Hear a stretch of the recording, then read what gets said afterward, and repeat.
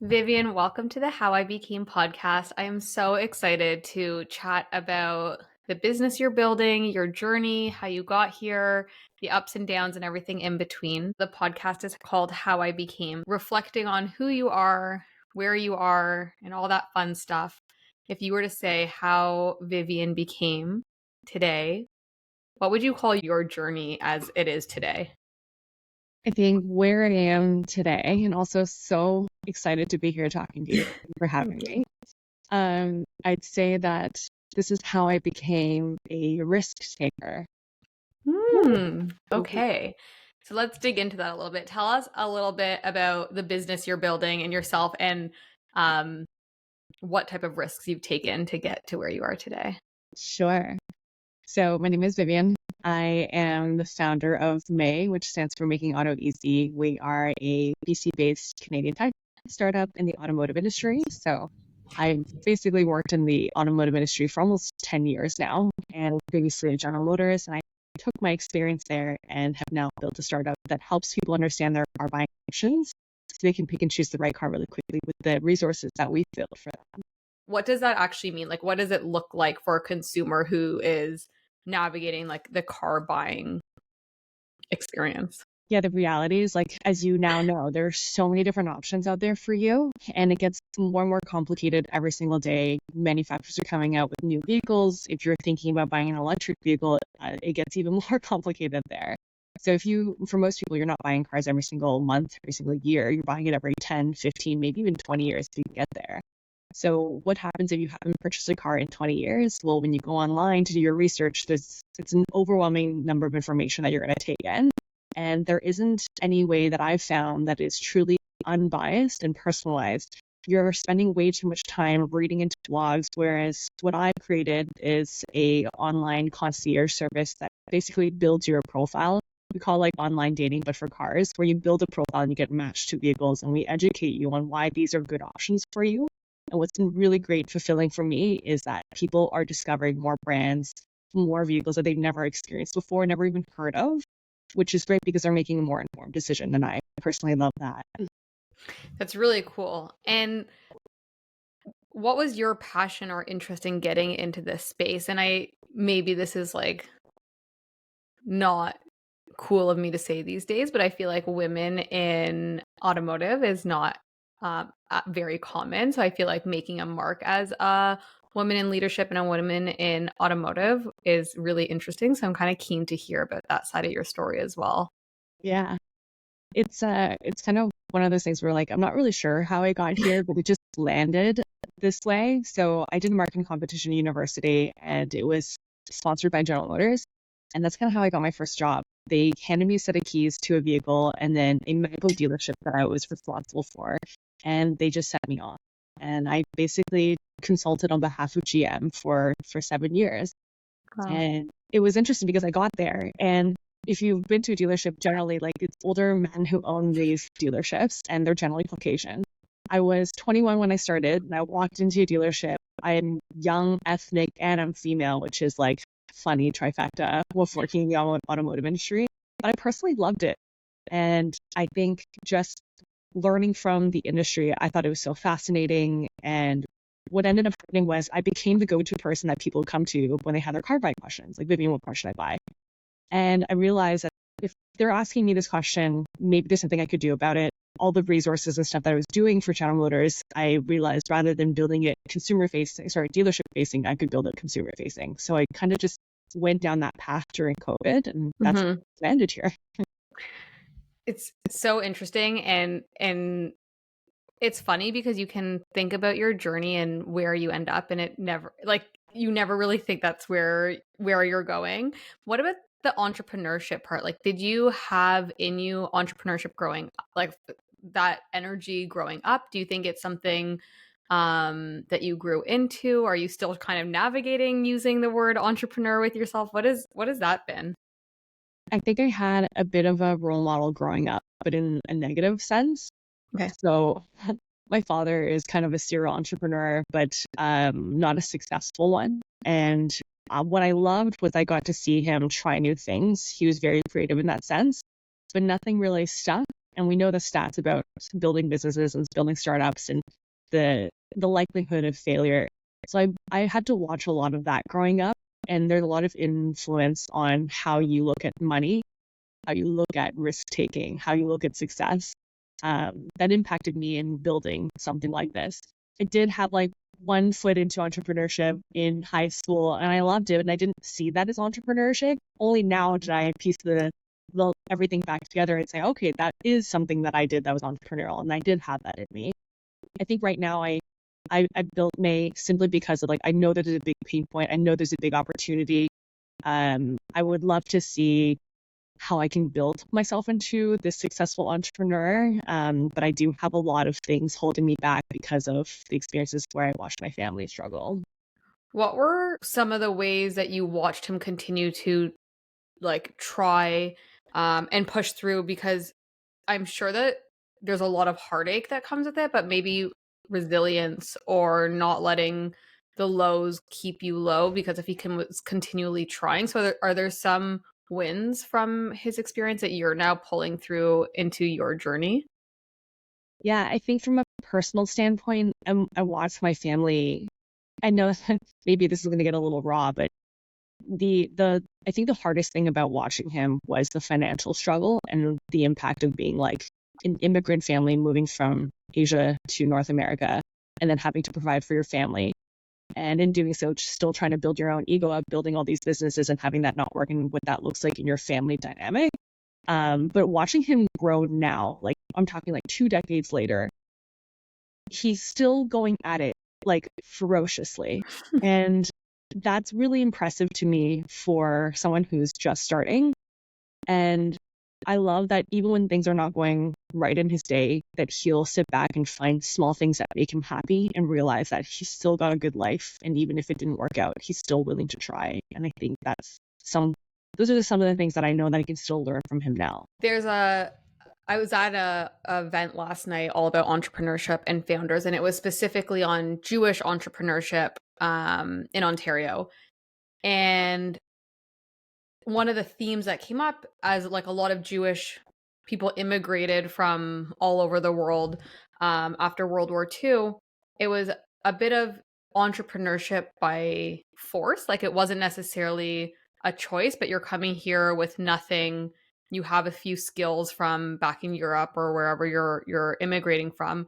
So entrepreneurship just thrust upon you. But I kind of hear you telling the story about also immigrating, your dad going into entrepreneurship, and perhaps there's a bit of like an immigrant story that when you come to a new place, you can't necessarily go directly into a profession or go to school. You just got to start hustling and making money. So was there kind of that bit of the story of your dad's journey getting into entrepreneurship? And do you feel that even without seeing his success or seeing him be like super successful, you see that energy and that passion that's leading you? Because in a long-winded question, but one, like, what was his drive for entrepreneurship? And then why were you not scared away from it, but rather you like dove into following his path? Yeah, this is a great question. I ask myself a lot why I'm not more scared. Yeah. I am scared for sure. But I think my parents grew up in China, and they lived in a really big city where at a time where commercialization was really growing. So the opportunity to make money was massive. You could do anything and you'd be making money. So there was a lot of big wins and a lot of big losses he would tell me about. I'm not even sure if he doesn't know that I'm telling these stories, but he would make a lot of money overnight and then next day lose it all. And that was just part of the business. And I asked him, like, did you cry? Like, how do you handle that? I would be absolutely devastated. I'd be curled up in a corner crying. And he goes, no, like even my mom was like, no, we just dealt with it. We just like moved on to the next thing. And it was just part of their routine. And I thought that was so strange. Whereas if something like that happened to me, like I would shut down.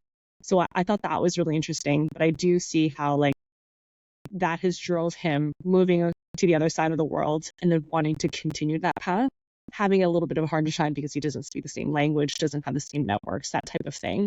Yeah. But I think how it's impacted me, you would think that based on what I've seen growing up, I would run the other way. And sometimes I do feel that way, truthfully. But I also, like, they raised me to be very independent. Like, I'm very ambitious because of, my nature and how I was raised. So it's really hard for me to turn back from that. Like, I want to succeed. I want to be able to find fulfillment from the things that I've done and learned and make something that makes a difference in other people's lives. So I think those are the things that drive me to entrepreneurship still. It's so fascinating. I want to touch on the independence piece a little bit and how you found your independence. Of course, there's an element of your parents raising you and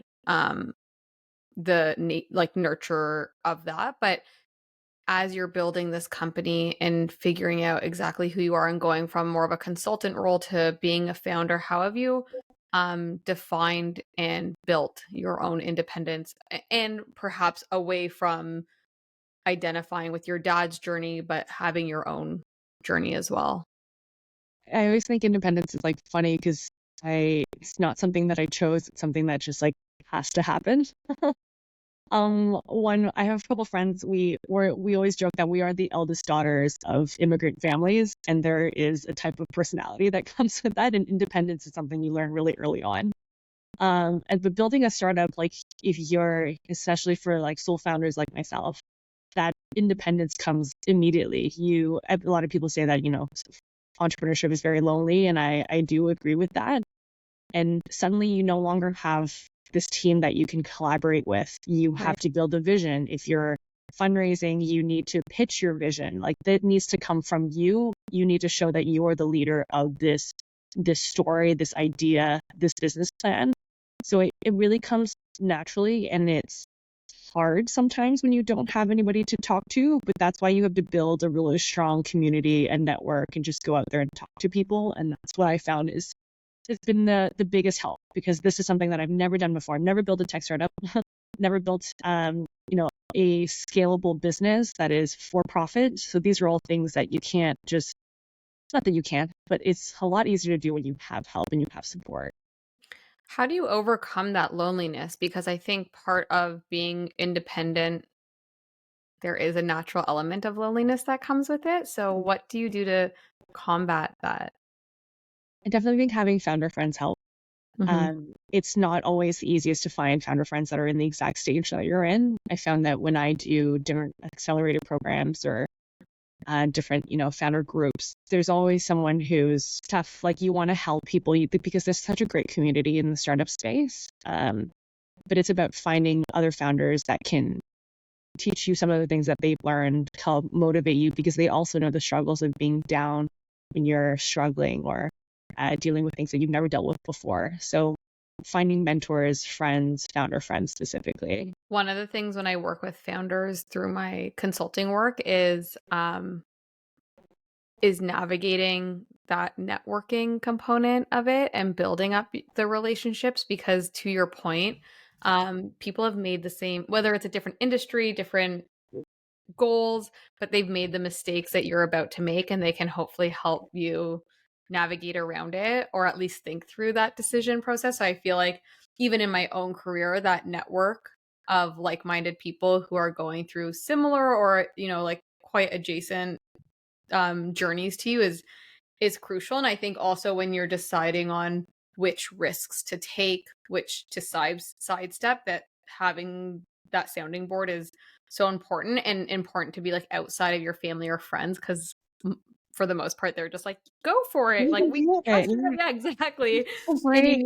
you Thanks. I need help though. yeah, yeah, like, can you Yeah. just be honest? And it's Yeah. hard because your family doesn't want to be like, well, like, I don't know, it's just a different dynamic when you're taking the risk. Where do you find that strength to not be like too risk averse?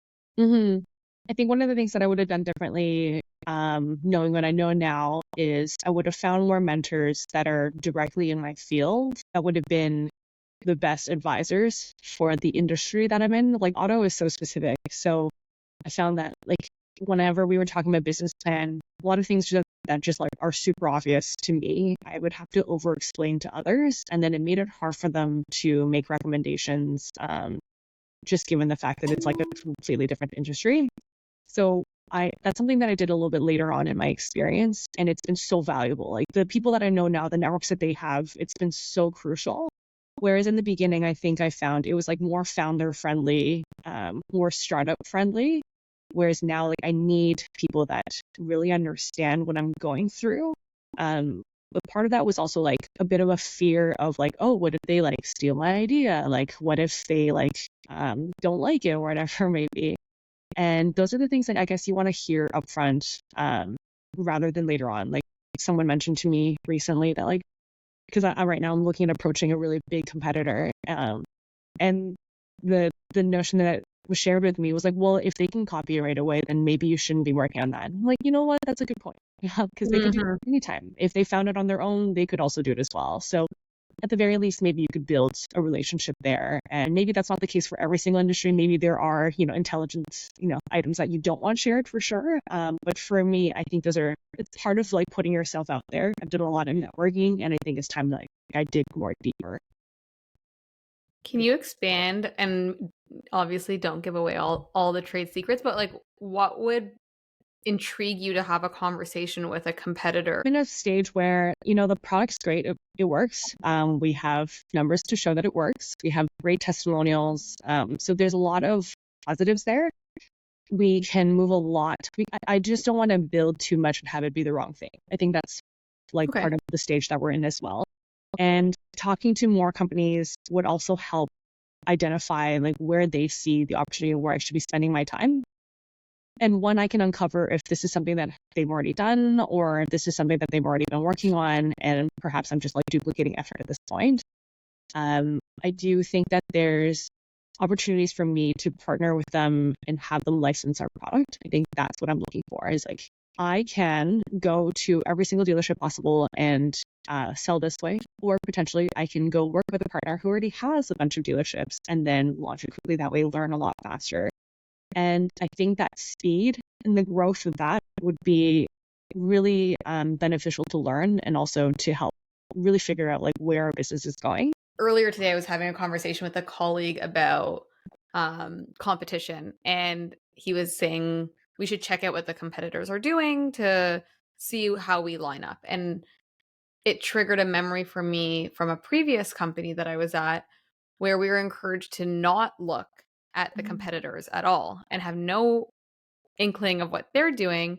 Yeah. And the hypothesis there was that if you see what they're doing, you're going to like naturally start to follow suit. And then you're always one step behind. But if you're ignoring your competitors, then you're building your own journey. You're really thinking about the consumer and what they need versus what is the competitor building. But I never really thought of alternatives to that, but I feel like you just presented an alternative where it's, well, what if there's an opportunity for you and your competitor to build together or do something that helps you both grow the market or grow within the market, which is such an entrepreneurial like hustle way of looking at things. Yeah. And I think like it depends, right? Like you don't obviously want to like give them everything up front. And Of I course. definitely have had conversations where like, whoa, I probably shouldn't have said that.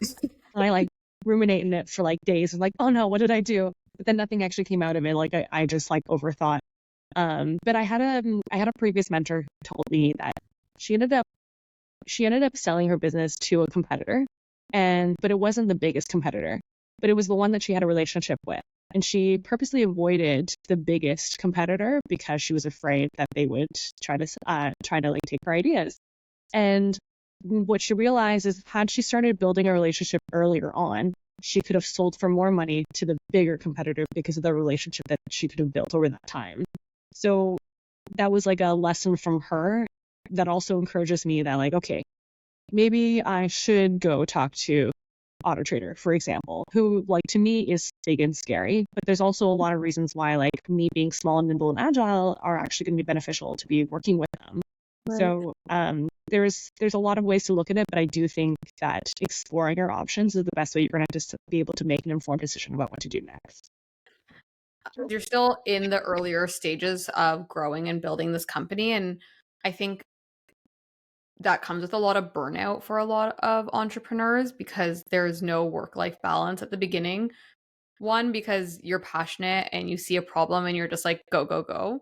But also because if you don't go, go, go, then you're probably trailing behind someone else. So I'm curious to know about your theory or like your thoughts around work-life balance, does that exist for entrepreneurs, and kind of how you are finding navigating that in this world? It's really tough. Um, I think work-life balance is something that changes. It's like a scale, right? It changes depending on what's happening. You and I have talked before, like we've both have had a lot of personal things happen recently. Like I got married, I moved into a home, we renovated for 4 months, I broke my arm. So like there's a lot of things that impact your ability to be able to focus on the business. It's just been a really big year personally, but I also wanted to do that intentionally. It's really hard. Like I'm the type of person that I can't, if I take a break, I feel guilty that I'm not doing something else. Like if I'm not being productive, then I'm not doing well. So to take a break, a mindful break, like because I've been burnt out, doesn't feel like it's something that I've deserved. And that makes it really tough because you don't enjoy your rest period. By the time you get back to work, you're still kind of burnt out. So I think it's a bit of a like a mind like a shift in the, like, my parents are coming for 2 weeks. Like I see them once a year. Like let's intentionally say like what is the successful goal of what I want to achieve? Like I want to make sure my parents have a good time and I build some memories with them. I would, pre-plan certain things for the business, ensure that I have, a team to support me, to make sure that they're there to help me with the tasks that I cannot. And those things have been helpful, but I will say that like any founder will tell you that like burnout is real. Work-life balance is like really tough to maintain and sometimes doesn't exist. But it's part of the game. Like it's part of what we signed up for. We know that this is like a long-term thing. You don't jump into entrepreneurship, or you can, but you learn really quickly that you have to deal with the highs and the lows. And sometimes it's like every other day. Yeah, and even with the highs and lows, I feel like it if you're thoughtful about it, it can also be paced out a little bit. To your point, your parents are coming, so maybe it'll be like a bit of a slower 2 weeks while they're here, but then the week before and the week after is like balls to the wall, excuse the phrase, and like you're just going for it. For sure. I do think it's taking me a while. I mean, as the founder, you don't want to be seen as the person who's slacking. You don't want, like, if I That know would not be a good look. exactly, but the reality is like I have to pack all my stuff and move it away. And I think what it come down to is like open communication, to being like, hey, like these next couple of days, like I want to get this done. Otherwise, it's going to take like 2-3 weeks for me to move, right? Totally. Well, I think what we've done very recently is just had open communication of like, okay, in the next 2 weeks, like these days I'm going to be busy. Can we like, so we'll pre-plan everything to make sure that we get all our work done in advance. And like you don't want to be in a position where you want to be able to do something really well and not do two different things kind of poorly.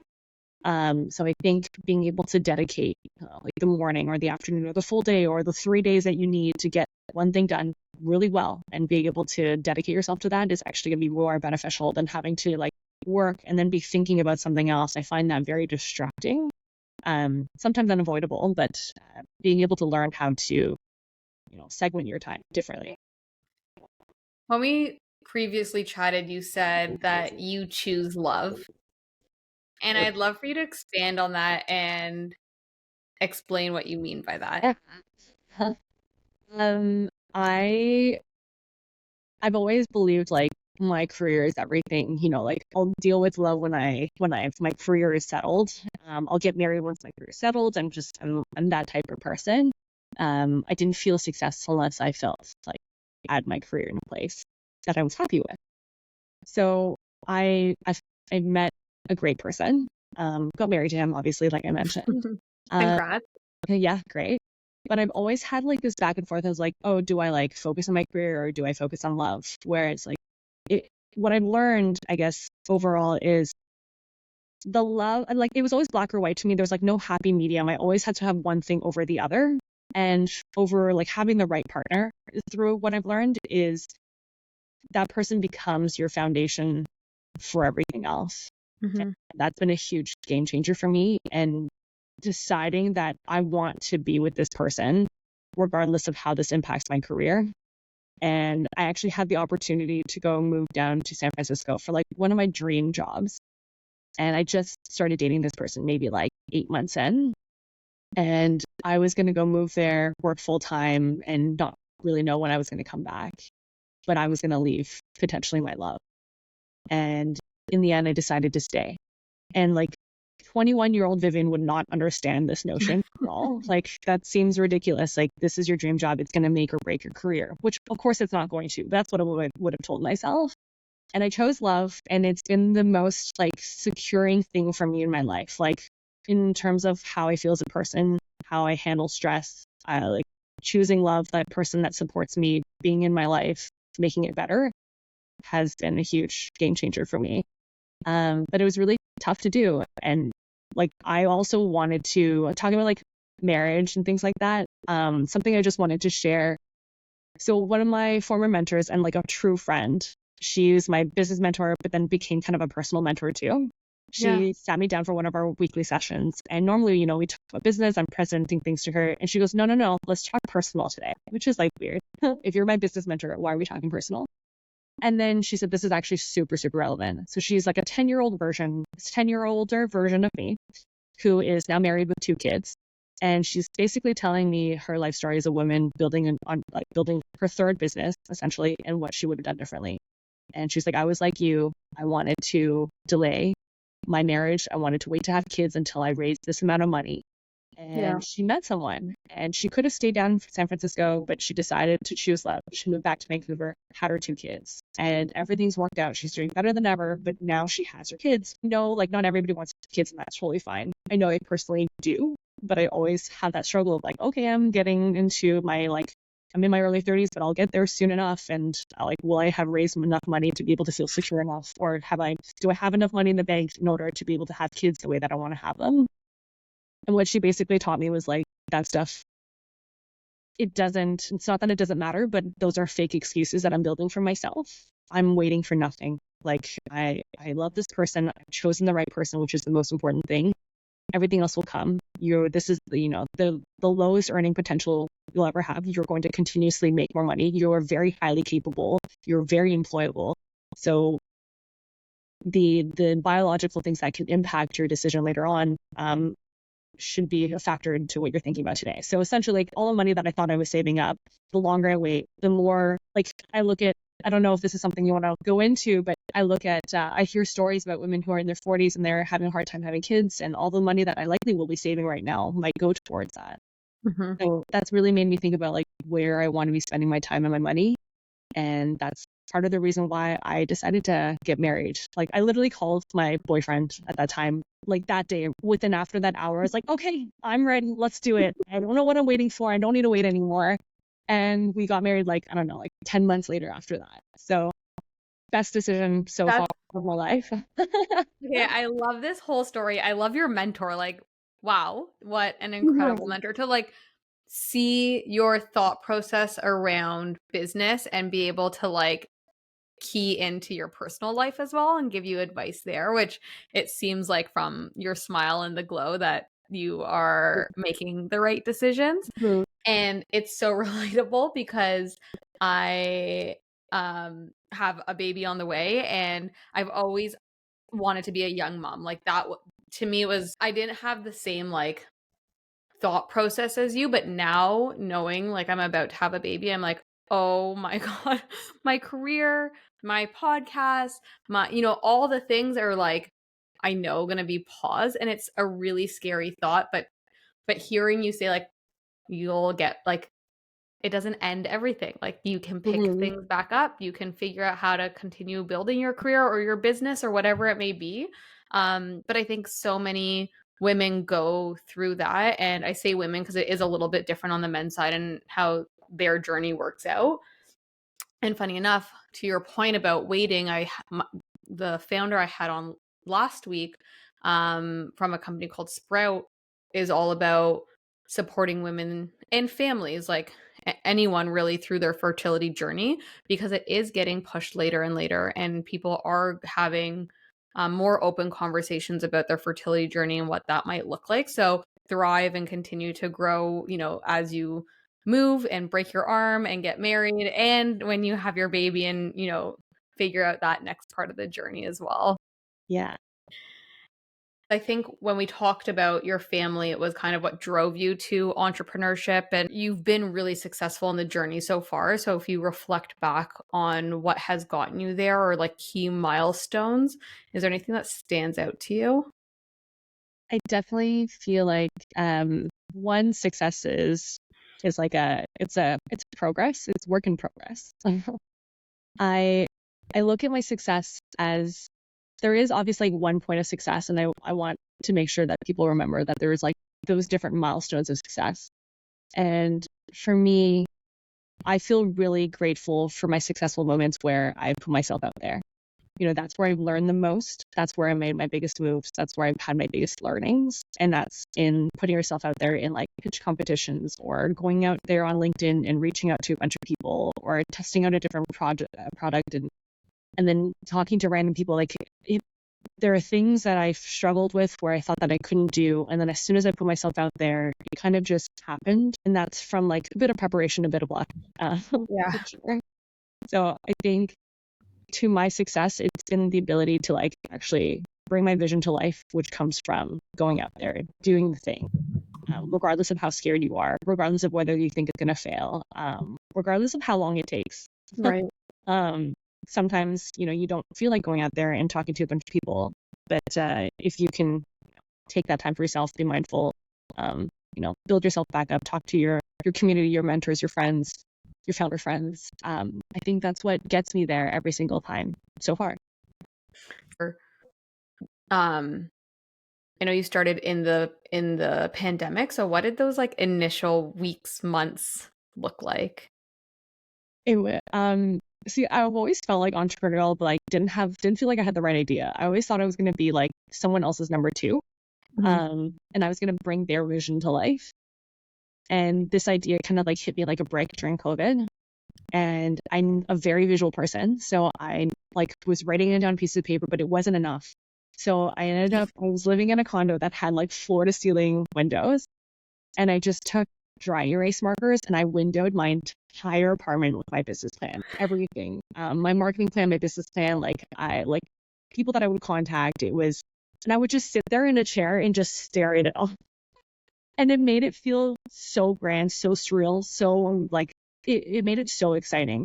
And I still do that to this day. Like when I'm struggling and I can't see the bigger picture, like I will just draw my flow and like where my mind takes me on a whiteboard. And that it's been one of my favorite things to do is just whiteboarding. And I then I hope you just have photos of that, by the way. Like, I I hope you do. captured that. Okay, good. I do. Like even in my bedroom, like I have a picture of myself with like my feet out, just like looking at all of my notes. Amazing. Yeah. And then I started looking online. I hit Google and I found the forum for women entrepreneurs and I joined one of their e-series programs. That's where I learned about fundraising. That's where I learned that was even a possibility. And then suddenly I have like all of these people in the startup community reaching out and saying that like if you have questions, happy to support you. And that's kind of how it started. You suddenly just build your network so quickly once you start attending these networking events and join them online. They were all online at that point. But I still think that was like the best way for me to get my experience in. I also at that point decided, okay, if I wanted to go build a startup, I have no experience on the tech startup, so I decided to actually join a tech startup. So I left my corporate job, worked at another automotive tech startup, Oh, and wow. yes, that's. I told myself I'd give it like a year and a half, really know what it meant, what it was going to take, and then I decided to go full time in May. And no regrets since then, I'm assuming. No regret. Any big pivots that you've had in the business to push yourself more towards success? I find that entrepreneurs often struggle with the pivot versus like the idea of giving up on an idea. Like at what point do you pivot or tweak your business versus like you just got to keep pushing through? Yeah, I had a hard moment with pivots. So basically, what we were building was this double-sided marketplace, consumer facing, and I've had multiple people, including this former mentor, that like I was like is a person that I trust, tell me that like maybe you should think about something else. And I was so driven, and the fact of like, she built a double-sided marketplace, and warned me, like, it's really, really hard. It is one of the hardest things you can do because you have two different customers, potentially two different business models. And like, you only have so much time and so many resources.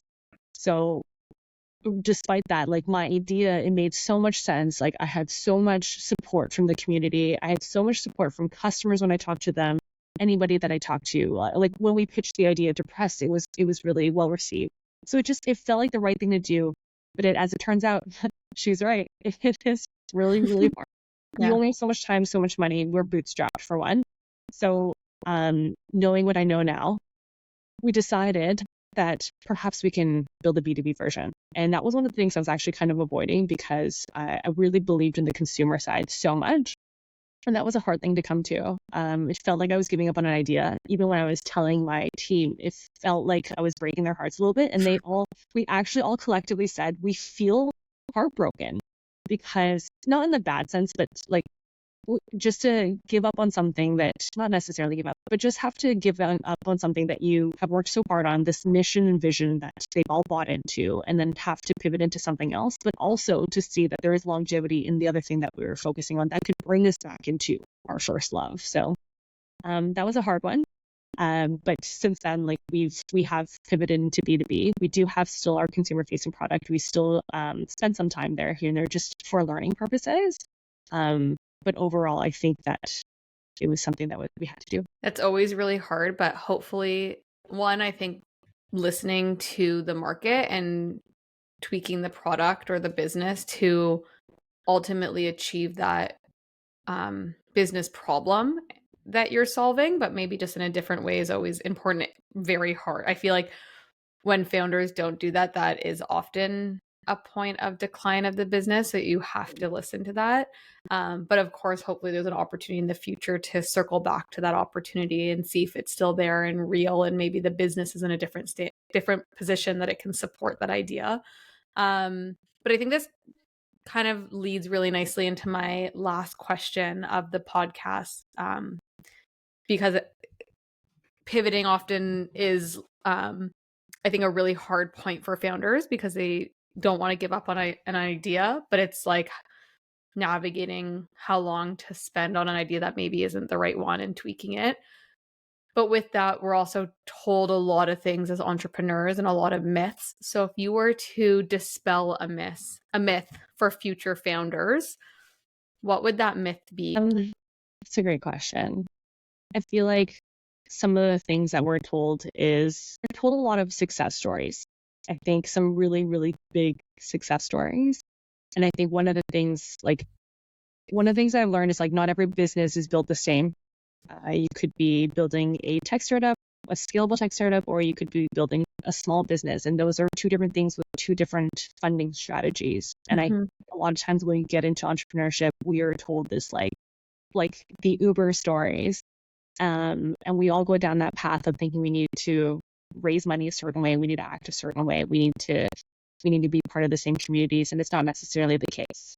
And I think that's one of the things that I've learned is I'm not building the same business that everyone else is building. I need to talk to different people, and that's okay. Like, if I'm not building this 100x tech startup in Silicon Valley, that's okay. I'm still building a viable business that is bringing money in and is successful. And that's where my product lies. I think that's one thing that you'll get there eventually. You'll find out where your business is, and finding success in what that means, as opposed to comparing yourself to others. I love that myth. And I think it's really relatable. And before we close out, I want to circle back to the beginning when we talked about risk taking, because every entrepreneur, I think, battles a little bit with what is an appropriate risk for them in starting their journey. When you reflect on what risk taking you have done in your journey, what kind of comes to mind, and what can you kind of close us out on that thought? As someone who is not the best at taking risks in the past, I like being good at things. I've realized that it's all of these little risks are, it's all a calculated risk. And that's something that was taught to me from my therapist when I was starting May. And I was getting really anxious about, kicking it off. Like, what if it fails? Like, what if my friends find out? And that fear of failure, that risk, actually is something that she taught me to reframe in a different way, because she asked me, like, are you actually building something that's risky? Are you doing something that's risky right now? And I thought to myself, like, well, technically, no. I have 7 years of industry experience. I have the financial means to support myself. I have built a very successful business plan on my windows. So she said, you made a very calculated risk. Therefore, it's not actually that risky. Like, what you think is a risk in your head isn't very risky. So it's about reframing that.